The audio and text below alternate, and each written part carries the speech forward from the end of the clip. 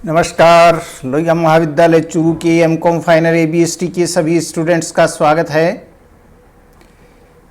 प्रिय विद्यार्थियों, इस महत्वपूर्ण व्याख्यान में आज हम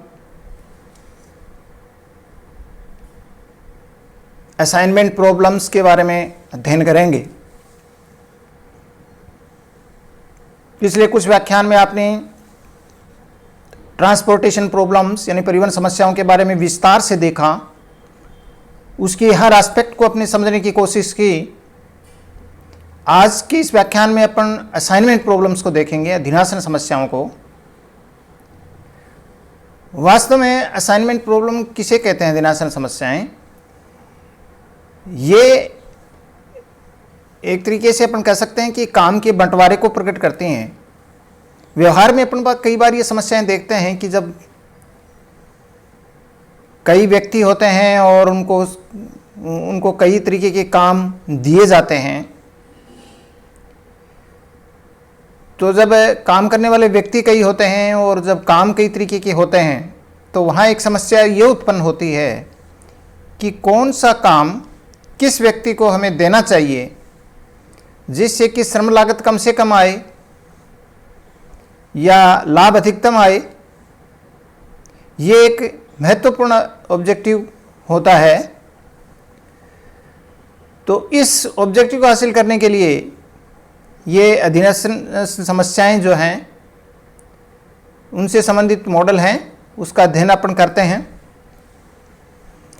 इस प्रतिरूप को यानी मॉडल की एक विशेषताएं और सामान्य विशेषताएं और मान्यताएं ये होती हैं कि एक कार्य केवल एक ही व्यक्ति को दिया जा सकता है। ऐसे नहीं होता है कि एक कार्य कई बी को सी को, जैसे फर्स्ट कार्य है वो मान लीजिए ए बी सी कई व्यक्तियों को दे दिया, ऐसे नहीं होता। एक व्यक्ति को केवल एक ही कार्य दिया जाएगा। दूसरी महत्वपूर्ण मान्यता ये है कि कोई भी कार्य किसी भी व्यक्ति को दिया जा सकता है। कोई भी कार्य किसी भी व्यक्ति को दिया जा सकता है। ये नहीं होता है कि भी निश्चित यही देना है, लेकिन ये पॉसिबिलिटी है कि किसी को भी दिया जा सकता है। यद्यपि दिया जाएगा एक व्यक्ति को एक ही काम, लेकिन कोई भी कार्य किसी भी व्यक्ति को दिया जा सकता है। इसके अलावा एक महत्वपूर्ण मान्यता इसमें यह भी होती है कि जितने व्यक्ति होते हैं उतने ही कार्य होते हैं, यानी व्यक्ति और कार्यों की संख्या बराबर होती है, तभी परिवहन इस अधीनासन समस्या का हल किया जा सकता है। तो ये कुछ आधारभूत इसकी मान्यताएं होती हैं, यानी जितने व्यक्ति होते हैं उतने कार्य होते हैं। एक व्यक्ति को केवल एक कार्य दिया जाएगा और कोई सा भी कार्य किसी भी व्यक्ति को दिया जा सकता है। इस तरीके से इन तीन आधारभूत मान्यताओं के आधार पर हम अधीनासन समस्याओं का हल करेंगे। यानी जब एक से अधिक कार्य हैं, एक से अधिक व्यक्ति हैं, कौन सा कार्य किस व्यक्ति को दिया जाए कि लागत न्यूनतम आए या अधिकतम आए। इस लक्ष्य को हासिल करने के लिए ये असाइनमेंट मॉडल अपन प्रयोग करते हैं। और इसका एक एग्जाम्पल आपके सामने है। WXYZ 4 कार्य हैं, काम करने वाले वर्कर हैं ABCD 4। ये एक जस्ट सिंपल प्रॉब्लम है जो परिवहन समस्या की है। बहुत आसान सी बात है, आप ध्यान से देखेंगे तो आपको बहुत आसानी से समझ में आ जाएगा कि ये 4 काम हैं, चारों व्यक्तियों में इनको बांटना है। तो हम कौन सा काम किस व्यक्ति को हम दें, ये हमारा एक टारगेट है जिससे कि लागत न्यूनतम आए। तो इसके लिए देखिए, इसकी एक प्रक्रिया है जिस प्रक्रिया के लिए आपको स्टेप बाय स्टेप चलना पड़ेगा। और इस प्रक्रिया के अंदर देखिए बहुत सीधा सा काम, पहला स्टेप ये करना है आपको कि प्रत्येक पंक्ति का मतलब यहाँ पर हॉरिजॉन्टल लाइंस में जैसे WXYZ ये हॉरिजॉन्टल लाइंस को रिप्रेजेंट करते हैं। तो हर पंक्ति के न्यूनतम प्रविष्टि को उस पंक्ति के अन्य प्रविष्टियों से माइनस कर दीजिए। जैसे W जो पंक्ति है उसके 4 जो आइटम है 41, 72, 39 और 52, इसमें सबसे कम है 39। 39 को आप 41, 72, 39 और 52 में से कम कर दीजिए तो W के सामने आ जाएगा जो भी आएगा। चलिए हम ये प्रक्रिया अपन बता रहे हैं और इसको इस उदाहरण के अंतर्गत अपन साथ साथ समझते जाते हैं। तो ये जैसे आगे इस उदाहरण में आपका ये आ गया 2, 33, 0 और 13, ये हमारी पंक्ति विकल्प तालिका हुई, यानी पहली तालिका जो होगी वो पंक्तियों को के हिसाब से अपन निकालते हैं। ऐसे ही जैसे x के अंदर अपन क्या करेंगे, सबसे कम 22 है, 22 को 22, 29, 49 और 65 में से माइनस कर देंगे तो x आ जाएगा। y की 27 को माइनस कर देंगे तो ये y के आ जाएंगे और इसी तरीके से z के 45 को माइनस कर देंगे तो ये पंक्ति विकल्प त्याग तालिका आ जाएगी। और ये जो पंक्ति विकल्प त्याग तालिका है ये आपके सामने है, जिसमें 2, 33, 0, 13, 0, 7, 27, 43, 0, 12, 33, 34 और 0, 5, 3, 7 आ गए। ये हमारा पहला स्टेप है, ये हमारा पहला स्टेप है। इसके बाद में दूसरा स्टेप अपन ने जो पहली जो पंक्ति विकल्प त्याग तालिका है उसके कॉलम्स को लेंगे, यानी A, B, C, D को लेंगे। तो ये एक तरह से स्तंभ विकल्प त्याग तालिका भी इसको कहते हैं और इसको कुल विकल्प त्याग तालिका भी कह देते हैं। तो इसके लिए आपको क्या करना पड़ेगा, A के जो सबसे A जो कॉलम है, चूंकि वर्टिकल लाइंस कॉलम होती हैं तो A का सबसे कम 0 ही है तो ऐसी कैसी आ जाएगी 2, 0, 0 और 0। फिर जैसे B के अंदर 5 है तो 28, 2, 7 और 0 आ जाएगा। फिर 0, 27, 33 और 3 आ जाएगा। और इसके बाद में जब हम 7 को माइनस करेंगे तो 6, 36, 27 और 0 आ जाएगा। इस तरीके से ये जो दूसरी विकल्प त्याग तालिका आ जाएगी, जिसको अपन कुल विकल्प त्याग तालिका भी कहते हैं और जिसको स्तंभ विकल्प त्याग तालिका भी कहते हैं। ये हमारी 2 स्टेप पूरी हुई हैं। पहली स्टेप के अंतर्गत अपन ने पंक्तियां ली, सबसे कम को हर पंक्ति में से माइनस किया। दूसरी स्टेप के अंतर्गत हम जो हमने टेबल ऐसे माइनस करके ज्ञात की है उसमें से हम वर्टिकली लिया, हर कॉलम में से सबसे कम को, और माइनस करके ये दूसरी तालिका निकाली। इस तरीके से हमारी ये 2 स्टेप यहाँ पर पूरी हो जाती हैं। अब स्टेप नंबर 3, तीसरी स्टेप के अंतर्गत क्या करेंगे। तीसरी स्टेप हमारी ये बताती है कि जो सेकंड टेबल अपन ने ज्ञात की है उसके, यानी जो दूसरी कुल विकल्प त्याग तालिका है उसके सभी शून्य जो हैं उनको अपन न्यूनतम रेखाओं से काटेंगे। यानी सारे 0 कटने चाहिए लेकिन कम से कम रेखाओं से कटने चाहिए। तो वो ऐसे काटना चाहिए कि ज़्यादा से ज़्यादा 0 कटें उससे। अब ऐसे काटते काटते यदि सारे जो शून्य हैं, जितने पंक्तियाँ स्तंभ हैं, जैसे मान लीजिए इसमें 4 स्तंभ और 4 पंक्तियाँ ही हैं, तो 4 लाइनों से जब तक नहीं कट जाए तब तक हमारा सॉल्यूशन नहीं आता है। और यदि ये शून्य बिना 4 के कटते ही नहीं है, यानी 4 रेखाओं के बिना कटेंगे नहीं, तो हमारा ये सॉल्यूशन हो जाएगा, अंतिम फाइनल सॉल्यूशन हो जाएगा। तो जैसे इस के अंतर्गत जो है वो ये तालिका थी, इस तालिका के सभी शून्यों को हमने काटा है। तो आप ध्यान से देखिए, ये सभी शून्य जब काटे तो 3 रेखाओं से ही कट गए। ये तालिका 2 आपके सामने है, 2, 0, 0, 0, 28, 2, 7, 0 और ये है। तो हमने पहले इसमें 3 एक साथ 3 0 कटते हैं तो एक को काट दिया। फिर जेड को पंक्ति को काट दिया तो इसमें भी 2 0 और कट गए। फिर 1 0 बट गया, उसको हमने डब्लू पंक्ति को पूरे काट दिया। अब देखिए 3 लाइनों से ये सभी शून्य कट गए। तो ये थोड़ा सा आपको दिमाग लगा करके इसको काटना है। अब इन्हीं चारों शून्यों को आप 4 लाइन से भी काट सकते थे।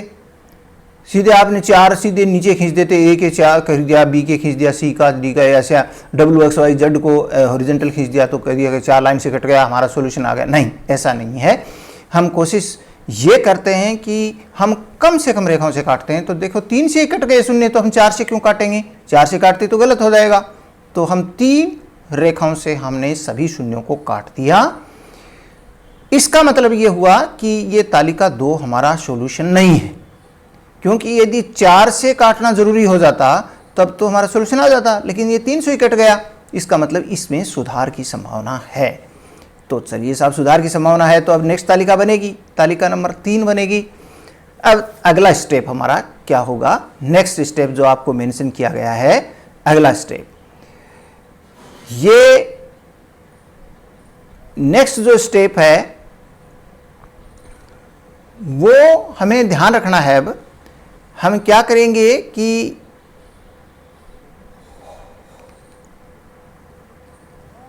अगली जो टेबल बनाने की जो प्रक्रिया है वो अपने को ध्यान में होनी चाहिए। तो अगला जो कार्य है वो अपने को क्या करना है वो देखिए। हाँ, ये जो स्टेप्स आपको ऊपर दी गई हैं, पहली पंक्ति आपने बनाई त्याग तालिका, दूसरी तालिका आपने निर्माण कर ली। अब दूसरी तालिका से आपको क्या करना है? अगले तालिका बनाने के लिए हमारे को ये प्रक्रिया अपनानी होती है। ये जैसे आपको दी गई है A, B, C और D, ये 4 प्रक्रियाएं जो आपको बताई गई हैं। मैं आपको इनको संक्षेप में बहुत आसानी से आपको बता देता हूं। आपको क्या करना है, जैसे ये क्वेश्चन आपके सामने है और इससे आपको ये तालिका बनानी है, तालिका नंबर 3। वो इसलिए बनानी है क्योंकि ये 3 रेखाओं से कटा था, इसलिए। तो देखिए इस तालिका नंबर 2 के अंदर आप देखिए जो बिना कटे हुए मूल्य हैं वो कौन से हैं? तो बिना कटे हुए मूल्य 2, 7, 27, 33, 36, 27 ही है। इनमें सबसे कम क्या है? 2 है। तो हमें पहला काम क्या करना है कि जो बिना कटे हुए मूल्य में से सबसे कम, जो सबसे छोटी जो राशि है उसको अपने को पिकअप करना है, और वो है 2। इसके बाद में आपको अगला क्या काम करना है? जो सबसे कम वाली है उसको आप बिना कटे हुए में से घटा देंगे। यानी जैसे 2 में से 2 कटेंगे, 0, 7, वहाँ की जगह वो राशि आ जाएंगे घटाने के बाद। सबसे कम वाली को पिकअप किया, उसको बिना कटे में से घटाया। ठीक है। अच्छा, दूसरा काम ये करना है कि जहाँ पर 2 रेखाएं काटती हैं उसमें उसे जोड़ देना है। जैसे देखिए WA में 2 था, तो 2 में आप 2 जोड़ेंगे तो 4 आ जाएगा, 2 की जगह 4 आ जाएगा। इसी तरीके से जैसे जड है, जड ए के अंदर 0 था, तो 0 में 2 जोड़ा तो 2 आ जाएगा। इस तरीके से ये 2 ही उभयनिष्ठ थे, यानी मतलब एक तरह से ये इंटरसेक्ट हुई थी दोनों रेखाएं। तो जहां इंटरसेक्ट हुई यानी जो आपस में कटी, केवल वो आपको वैल्यू देखनी है और उसमें उस 2 को जोड़ देना है। इसके बाद में बच गई बाकी कौन सी बची? वो कटी हुई प्रविष्टियां या वैल्यूज, उनको ऐसा कैसा रहने देंगे। जैसे 2806 W के सामने ऐसा कैसा रह जाएगा। इसके बाद में A के नीचे 00 है, वो ऐसे कैसे रह जाएंगे। Z के सामने 030 है, वो ऐसे के ऐसे रह जाएंगे। ये देखिए आप। तो एक बार फिर से बता देता हूं मैं आपको क्या करना है। जो आपने दूसरी जो टेबल बनाई थी और उसके सभी शून्यों को काटा, जो कम से कम रेखाओं से कटे, वो 4 की बजाय 3 रेखाओं से कट गए, तो हमें अगली टेबल बनानी है, टेबल नंबर 3। टेबल नंबर 3, अगली टेबल बनाने के लिए हमें क्या करना पड़ेगा, ये आपको ध्यान करना है। तो सबसे पहले हम क्या करेंगे, जो मूल्य नहीं कटे हुए हैं उनमें सबसे कम जैसे 2 को बिना कटे हुए मूल्य में से तो घटा देंगे। जहां पर 2 रेखाएं काट रही हैं उसमें उसको जोड़ देंगे और बाकी को ऐसा कैसा रख देंगे। तो इस तरीके से हमारी तालिका नंबर 3 का निर्माण हो जाएगा। तालिका नंबर 3 का निर्माण होते ही हम फिर वही कार्य करेंगे, क्या, न्यूनतम रेखाओं से इसको काटेंगे। तो तालिका नंबर 3 के सभी शून्यों को न्यूनतम रेखाओं से काटेंगे। जब सभी शून्यों को न्यूनतम रेखाओं से काटा तो यहां पर पहले अपने जैसे जो है y के 2 0 एक साथ कट रहे थे तो y को इसको काट दिया। फिर जैसे z को भी काट दिया, 2 एक साथ कट रहे थे। लेकिन इसके बाद में भी फिर 0 2 ऐसे बच गए कि जिसके अंदर 2 रेखाओं के बिना वो कट ही नहीं रहे हैं। और तो इस तालिका के अंदर 4 रेखाओं के बिना सभी शून्य नहीं कटते हैं, यानी तालिका नंबर 3 के सभी शून्यों को काटने के लिए 4 रेखाओं की जरूरत पड़ी। दैट मीन्स ये हमारा सॉल्यूशन तालिका प्रदान करती है। 4 हमने कैसे लिए, जितने कॉलम और पंक्तियां होती हैं, जैसे 4 कॉलम हैं या 4 पंक्तियां हैं बराबर होंगी, तो 4 ही हमारे जो हैं वो रेखाएं जहां कटेंगी वो हमारा अनुकूलतम हल होगा। अब कहने का अभिप्राय ये हुआ कि तालिका नंबर 3 हमारे अनुकूलतम हल को प्रकट करती है। ये हमें पता लग गया कि तालिका नंबर 3 हमारे अनुकूलतम हल को प्रकट करती है। अब हल ज्ञात करने का क्या तरीका होता है? हल ज्ञात करने का बहुत सीधा तरीका ये है कि प्रत्येक व्यक्ति या कार्य के सामने, जो भी व्यक्ति है या व्यक्ति के सामने कार्य हैं, उनके शून्य जहाँ जहाँ आए हुए हैं वो कार्य उनको एक बार हम लिख देंगे उसके आगे। जैसे W के सामने केवल C है तो हम W के सामने C लिख देंगे। इसके बाद में Y के सामने A और B दोनों हैं तो Y के सामने हमने A और B एक बार दोनों रख दिए। फिर Z के सामने B भी है और D भी है तो Z के सामने B और D रख दिया।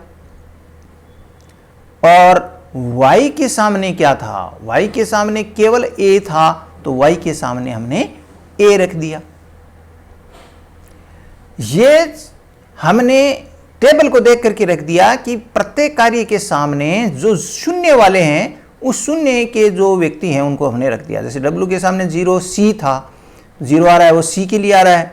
Y के लिए A और B दोनों आ रहे हैं, X के लिए, Y के लिए जो है वो केवल A ही आ रहा है और Z के लिए B और D दोनों आ रहे हैं शून्य वाले में। तो ये हमने काम यहाँ कर दिया। ये देखिए ध्यान से। अब इसके अंदर आपको क्या करना, चूंकि किसी भी व्यक्ति को 2 काम नहीं दिए जा सकते, इस व्यक्ति को एक ही काम दिया जा सकता है। तो W के सामने C आया है तो इसका मतलब अकेला है C, और कोई नहीं है। तो C और कहीं होता तो उसको हम काट देते, तो कहीं भी नहीं है W, तो W कार्य C को मिलेगा। पक्का हो गया।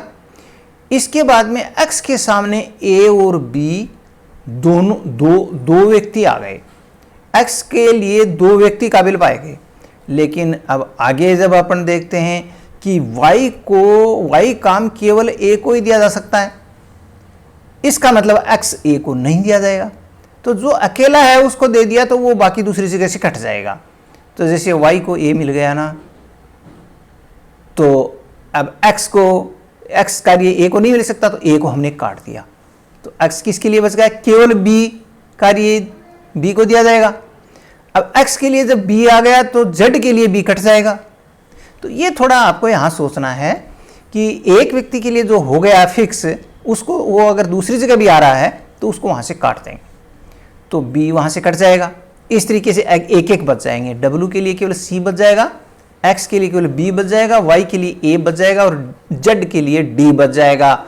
और इन कार्यों की जो लागत आएगी वो हमने, जो आपकी लागत की मूल टेबल थी शुरुआत वाली, जो सवाल आपको दिया गया था, उसके कॉस्ट उसके अंदर दी हुई है। वो कॉस्ट आप अपन जोड़ देंगे। तो W कार्य C को देने पर आप शुरुआत का जो प्रॉब्लम है उसको आप ध्यान से देखेंगे तो W के लिए C की लागत है 39, तो ये 39 लिख देंगे। ऐसे ही X के लिए है, X के लिए अगर A है तो उसकी 22 अपन लिख देंगे। तो इस तरीके से अपना कार्य जो है, X के लिए B है, सॉरी, तो X के लिए अपन ने B अलॉट किया है तो X के लिए 29 लिख देंगे, X के लिए 29 आ जाएगा। इसी तरीके से Y के लिए 27 आ जाएगा और Z के लिए 52 आ जाएगा। और इन सब लागतों का जो जोड़ है वो 147 आ जाएगा। इसका मतलब ये हुआ कि इस तरीके से काम का बंटवारा होगा तो न्यूनतम लागत आएगी और वो 147 रुपये यानी 147 रुपीज होगी। तो ये एक बहुत एक खेल, एक गेम की तरह है। इसको आप ध्यान से थोड़ा सा 2-3 बार इसको आप वीडियो को देखें तो आपको बहुत अच्छी तरह से आसानी से समझ में आ जाएगा। आगे भी हम इसकी कुछ प्रॉब्लम्स लेंगे तो उनमें और भी ज़्यादा आपको स्थिति है वो क्लियर हो जाएगी। तो आज के लिए धन्यवाद, इतना ही।